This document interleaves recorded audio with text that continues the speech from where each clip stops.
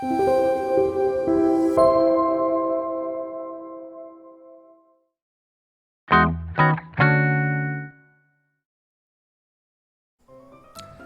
학생 여러분, 이번 주도 잘 보내고 있나요?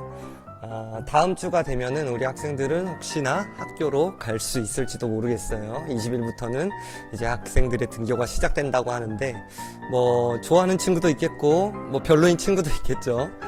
그래도 선생님도 지금 수업을 듣고 있는데 집에서, 온라인 수업보다는 학교 가서 친구들과 함께 수업을 듣는 게 훨씬 더 좋은 것 같아요.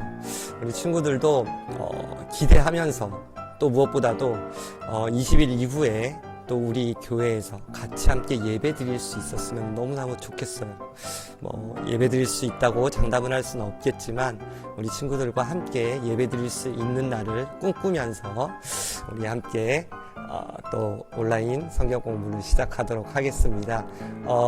먼저 이번 주부터는 우리 학생들이 성경을 봉독하고 우리 선생님들이 대표 기도를 하는 이런 시스템으로 가려고 해요.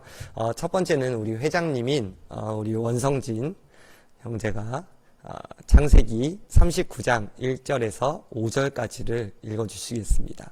그리고 김윤정 선생님께서 기도를 하고 시작을 하려고 해요. 원성진 형제가 우리 창세기 39장 1절에서 5절까지의 말씀입니다. 우리 다 같이 읽어보도록 할게요.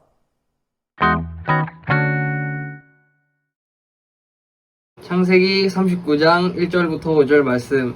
요셉이 이끌려 애굽에 내려가매 바로의 신하 친위대장 애굽 사람 보디발이 그를 그리로 데려간 이스마엘 사람의 손에서 요셉을 사니라. 여호와께서 요셉을 함께 하심으로 그가 형통한 자가 되어 그의 주인 애굽 사람의 집에 있으니 그의 주인이 여호와께서 그와 함께 하심을 보며 또 여호와께서 그의 범사에 형통하게 하심을 보았더라.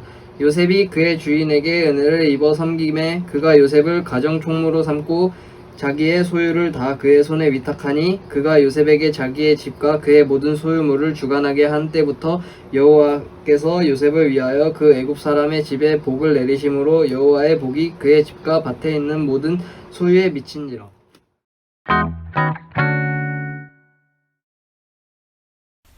네, 기도하겠습니다. 하나님 아버지 감사합니다. 이 시간 저희가 온라인으로 이렇게 예배드릴 수 있도록 인도하심에 감사합니다.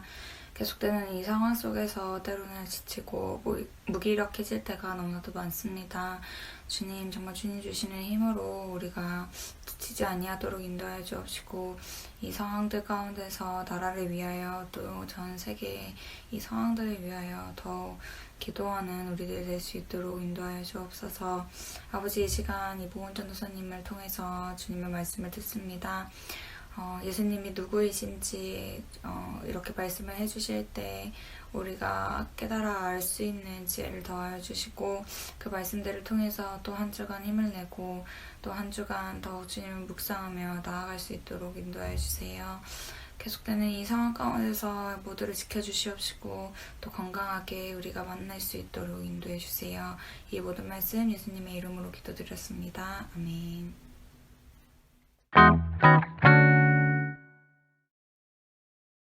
자, 오늘부터 50장까지, 창세기 50장, 그러니까 끝까지 이르기까지는 모두 다 요셉의 이야기예요.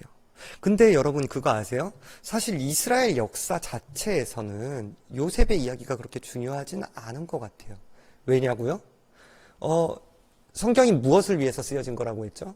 바로 예수님을 위해서 쓰여진 거라고 했어요. 그래서 예수님의 족보, 이스라엘에서부터 시작해서 예수님에 이르는 족보가 굉장히 중요해요. 그런데 예수님은 어느 지파 사람이라고 했죠? 지난주에 우리가 배웠죠? 유다 지파 사람이었어요. 그러면 유다 지파, 요셉 지파 아니잖아요. 그런데 갑자기 유다 지파는 한 장, 38장 한 장에서만 나오고 37장에서 50장에 이르는 38장을 제외한 이 13장에 이르기에 왜 요셉의 이야기를 성경은 다루고 있을까요? 자, 그것은 바로 요셉이 예수 그리스도의 표본, 구약에 보여주신 예수 그리스도의 표본의 삶을 살았기 때문이에요. 한번 볼까요? 요셉의 삶은 진짜 예수님과 많이 닮았어요. 요셉이 누구한테 팔리게 돼요? 네, 12명의 형제였는데 그중 11형제가 요셉을 애굽에 팔아버려요. 그중 주도했던 사람이 누구죠? 바로 유다. 그런데 예수님은 어떻게 돼요? 예수님은 12명의 제자와 함께 있었지만 그 중에 가룟 유다라는 제자에게 팔리게 돼요.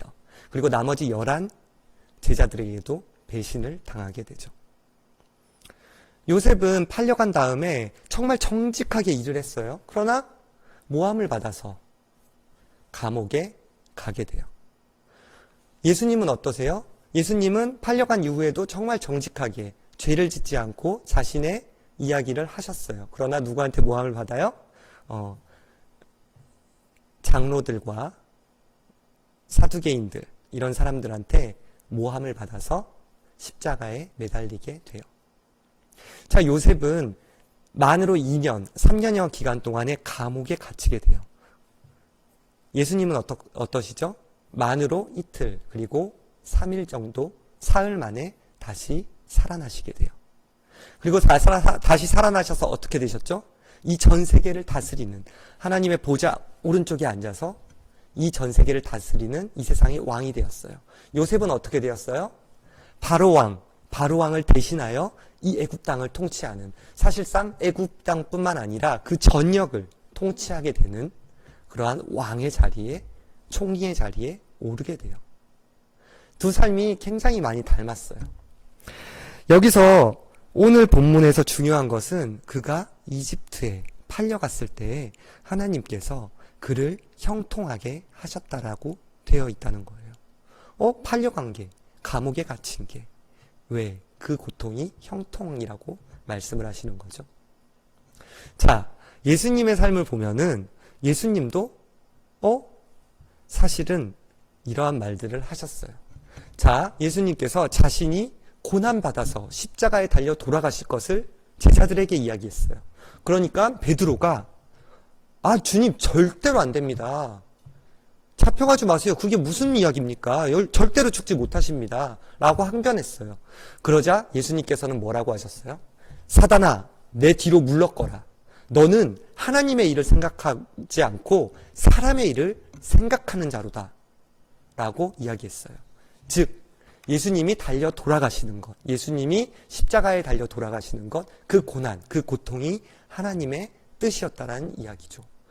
요셉도 마찬가지예요. 요셉은 팔려갔어요. 그러나 요셉은 창세기 45장에 이러한 고백을 하고 있어요. 당신들이 나를 이곳에 팔았다고 해서 근심하지 마소서, 한탄하지 마소서. 하나님이 생명을 구원하시려고 나를 당신들보다 먼저 보내셨나이다. 그런즉 나를 이리로 보낸 이는 당신들이 아니요 하나님이시라. 하나님이 나를 바로에게 아버지로 삼으시고 그 온 집의 주로 삼으시며 애굽 온 땅의 통치자로 삼으셨나이다. 여러분, 지금은 사실 정말 어려운 상황에 있어요. 그리고 이 상황들이 언제까지 이어질지도 모르겠어요. 생각해 보세요.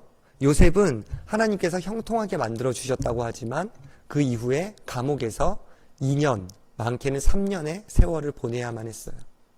그리고 사실 애굽 땅에 있던 흉년도 이스라엘 민족이 너무나도 견디지 못해서 이제는 죽을 것 같아서 애굽의 식량을 구하러 온 것이 바로 흉년 2년째였어요. 그런데 흉년은 몇 년 동안 지속되었죠? 7년간 지속되었어요. 앞으로의 5년간에 더 힘든 시기가 있다라는 거예요. 그러니 우리의 상황들도 도대체 언제 끝날지, 언제 이 고통이 끝날지 알 수 없어요. 그러나 그럼에도 불구하고 요셉은 어떻게 행동했죠? 하나님의 뜻대로, 하나님의 생각대로 하나님께서 주신 그 상황 속에 맞춰서 최선을 다해서 충실하게 살아갔어요. 여러분, 이 고통의 순간들이 왜 주어진 건지 우리에게는 모르지만 우리는 이 순간에도 정말 열심히 하나님을 위해서 살아가야 돼요. 여러분, 정말 열심히 공부하고 또한 열심히 또 운동도 하고 열심히 또 놀기도 하고 하면서 정말 자신의 삶을 충실하게 살아가세요. 여러분, 그것이 나중에 어떠한 결과로 나타날지 그것은 아무도 모르는 거예요. 지금 게을리 누워있기보다는 하나님을 위해서 또한 여러분 자신들을 위해서 열심히 이 생활을 해가는 것이 나중에 큰 결과로 나타날 것이에요. 자, 이번 주는 이렇게 마치고 오늘은 요셉의 프리뷰 이야기였어요. 다음 주부터는 우리가 한 7주, 6주, 7주에 걸쳐서 요셉의 이야기에 대해서 조금 더 알아보도록 할게요. 감사합니다. 다음 주에 뵐게요.